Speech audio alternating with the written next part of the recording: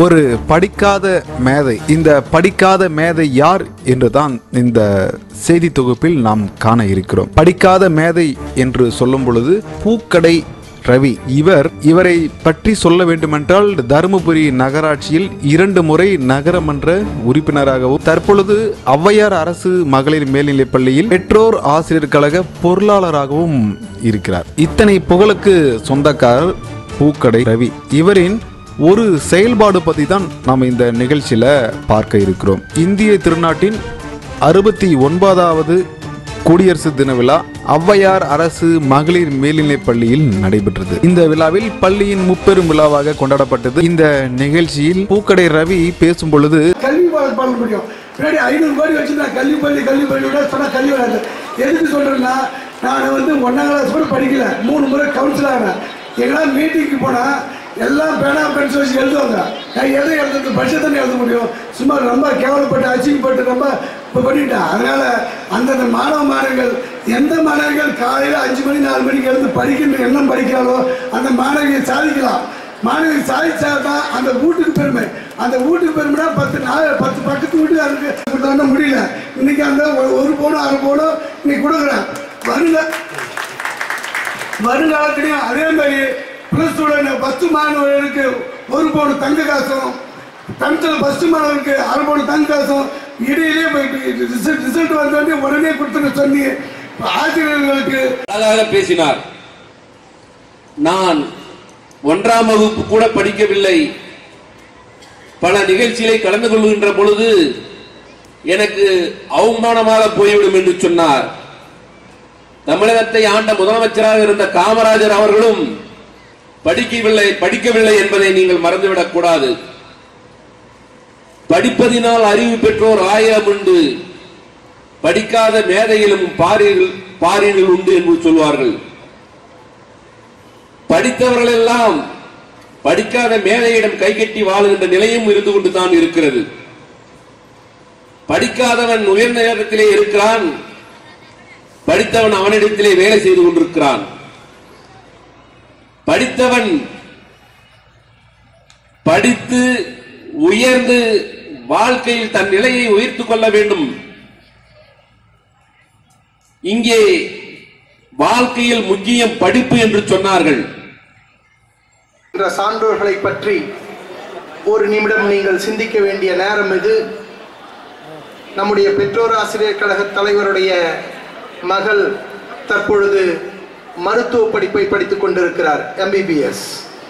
அதே போல உங்களிடம் உரையாற்றிய நம்முடைய பெற்றோர் ஆசிரியர் கழகத்தினுடைய பொருளாளர் பூக்கடை ரவி அவர்களினுடைய 3 குழந்தைகளுமே மருத்துவம் படித்துக் கொண்டிருக்கிறார்கள். அதில் ஒருவர் மருத்துவம் படித்து முடித்து விட்டார்.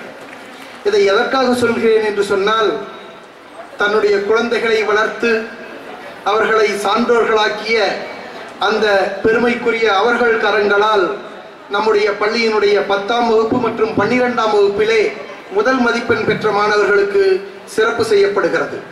அந்த அடிப்படையிலே 12ஆம் வகுப்பிலே சென்ற கல்வியாண்டில் நம்முடைய பள்ளியினுடைய முதல் மாணவியாக 1061 மதிப்பெண்கள் பெற்று பள்ளிக்கு பெருமை சேர்த்த கே ஆர்த்தி என்கின்ற மாணவிக்கு பெயருக்கேற்ப பொருளாளர் பதவிக்கேற்ப தன்னுடைய சொந்த செலவில் அந்த மாணவிக்கு 1 பவுன் தங்க காசுகளை வழங்குகிறார் நம்முடைய பெற்றோர் ஆசிரியர் கழகத்தின் பொருளாளர்.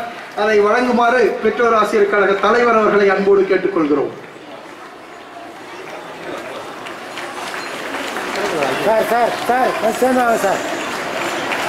அனைவரும் உங்களுடைய பலத்த கரவொலியோடு அந்த மாணவியை பாராட்டுகின்ற அதே நேரத்தில் இந்த மிகப்பெரிய பரிசை அளித்த திரு பூக்கடை ரவி அவர்களுக்கு உங்களுடைய நன்றிகளை தெரிவிக்குமாறு கேட்டுக்கொள்கிறோம்.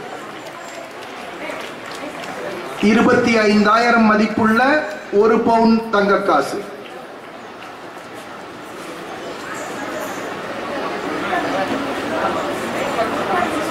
அடுத்ததாக 10ஆம் வகுப்பிலே முதல் மதிப்பெண் 500க்கு 488 மதிப்பெண்கள் பெற்று இப்பள்ளிக்கு பெருமை சேர்த்த தேவி என்கிற மாணவிக்கு 1/2 பவுன் தங்க காசுகளை வழங்குகிறார் பெற்றோர் ஆசிரியர் கழக பொருளாளர் திரு ரவி அவர்கள்.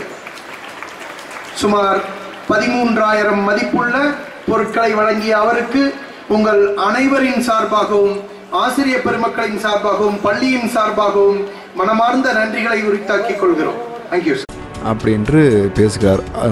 குறிப்பிடும்படியான விஷயம் என்னவென்றால் 5 மணிக்கு எந்த பெண் பிள்ளை எழுந்து படிக்கிறாங்களோ அவங்க வாழ்க்கையில கண்டிப்பா முன்னேறுவாங்க அப்படின்னு சொல்லிட்டு ஒரு உணர்ச்சி பொங்க பேசுகிறார் அந்த நிகழ்ச்சியில. குறிப்பாக சொல்ல வேண்டுமென்றால் அவர் பெற்றோர் ஆசிரியர் கழக பொருளாளர் என்பதால் பொருளாளர் பதவிக்கு உண்டான அந்த பொருள் மற்றவருக்கு கொடுக்கக்கூடிய அந்த தன்மையில் அவர் சிறந்து விளங்குகிறார். சென்ற 2016 2017 கல்வியாண்டில் ஔவையார் அரசு மகளிர் மேல்நிலைப் பள்ளி 12ஆம் வகுப்பில் பள்ளி அளவில் அதிக மதிப்பெண் பெற்ற மாணவிக்கு சுமார் 26,000 ரூபாய் மதிப்புள்ள தங்க நாணயத்தை பரிசாக வழங்கி இருக்கிறார். அது மட்டுமல்லாமல் 10ஆம் வகுப்பு பொது தேர்வில் பள்ளியில் முதன் மதிப்பெண் பெற்ற மாணவிக்கு அரை பவுன் தங்க காசும் வழங்கி இருக்கிறார். ஏறத்தாழ ஒரு 45,000 ரூபாய் மதிப்புள்ள தங்க காசுகளை இந்த பள்ளி மாணவிகளுக்கு, அதாவது அரசு பள்ளியில் பயின்ற மாணவிகளுக்கு வழங்கி அவர்களை கௌரவப்படுத்தியுள்ளார். மேலும் அவர்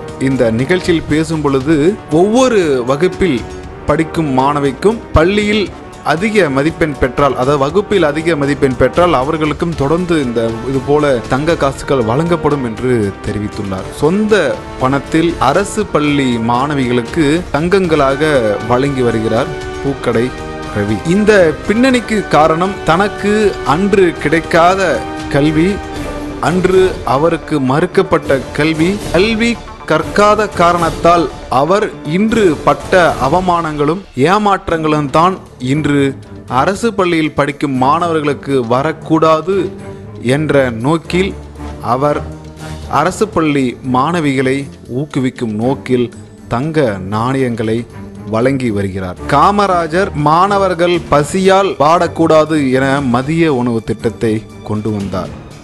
அவரும் படிக்கவில்லை, இவரும் படிக்கவில்லை. இவர் தங்க நாணயங்களை வழங்கி படிக்க மாணவர்களை ஊக்கப்படுத்துகிறார். இவரை பாராட்ட வேண்டியது நாம் தான்.